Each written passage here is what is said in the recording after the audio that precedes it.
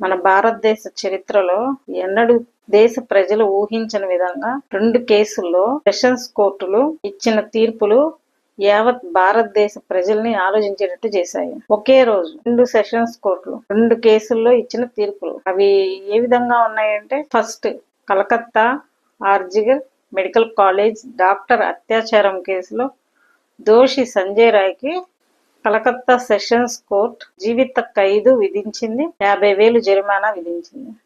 అంటే చచ్చేదాకా జైల్లోనే ఉండాలి అని, దానితో పాటు 50,000 జరిమానా అని చెప్పి విధించింది. భారత రాజ్యాంగం భారతీయ న్యాయ సంహితలోని సెక్షన్ 64, సెక్షన్ 66, సెక్షన్ 103/1 సెక్షన్స్ క్రింద దోషిగా తేల్చి శిక్షణ ఖరారు చేశారు. అంటే దీనికి సంబంధించి ఏంటి అంటే, ఈ సంజయ్ రాయ్ అనే అతనికి చనిపోయేదాకా కూడా అతను జీవిత ఖైదు అనుభవించాల్సిందే.